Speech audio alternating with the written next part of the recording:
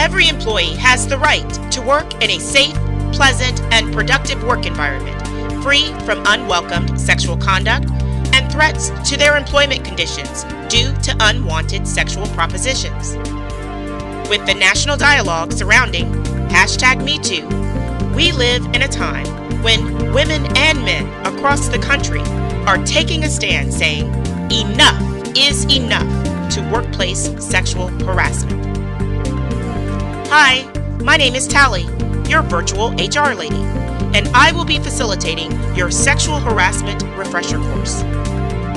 This course will cover what sexual harassment is, why it is harmful, and what you can do about it. By the end of this course, you will have awareness of sexual harassment, identify the two types of sexual harassment, understand the company's policy regarding sexual harassment, report sexual harassment incidents, and cooperate in investigations.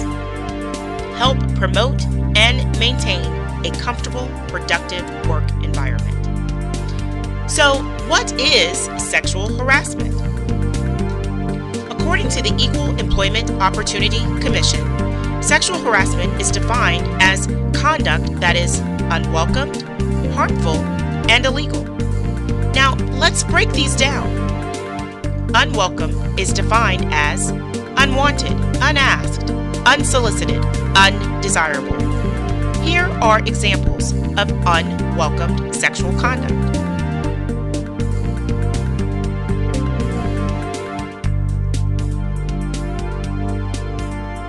Harmful is defined as damaging, unhealthy, hurtful, wounding, disruptive. Sexual harassment can be physically and emotionally abusive to a victim. Here are examples of harmful sexual conduct.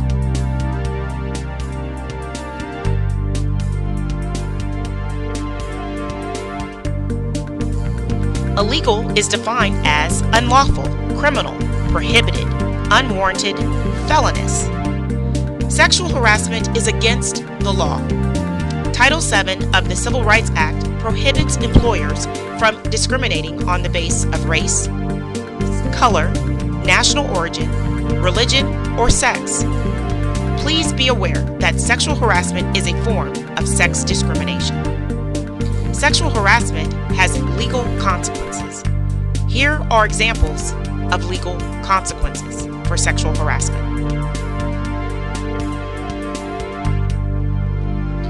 There are two types of sexual harassment: quid pro quo and hostile work environment. Quid pro quo means this for that. It's the exchanging of job benefits for sexual favors or threatening to deny job benefits if sexual favors aren't given. Here are examples of quid pro quo.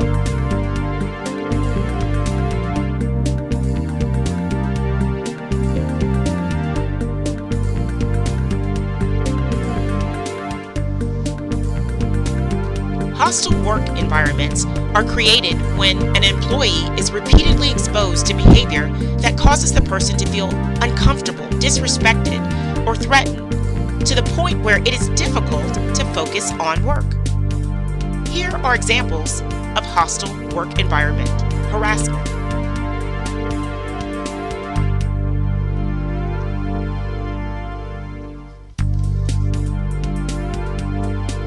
So, what can you do to help prevent sexual harassment in the workplace?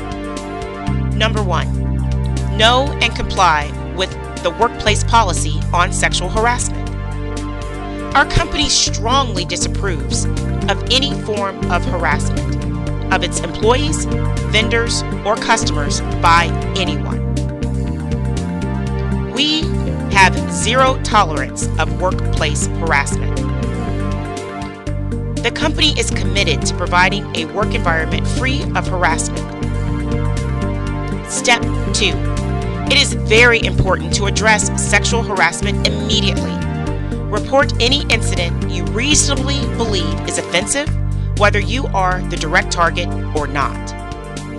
If you respond directly to anyone who is committing a sexual harassment act, make it clear it bothers you. if you are not a direct target or a bystander to the offense, you are accountable per our workplace policy to report the incident to company officials immediately. Bystanders are expected to take action and promote a harassment-free work environment. Step 3. Cooperate with investigations. Provide any information you might have about the incident and do your part to help make the investigation run smoothly and move toward resolution. And finally, you can help prevent sexual harassment by supporting victims of sexual harassment as much as possible. Encourage victims to report incidents according to workplace policy and support them through the process until it is resolved. Now, let's summarize what we've learned. Sexual harassment is prohibited both by law and workplace policy.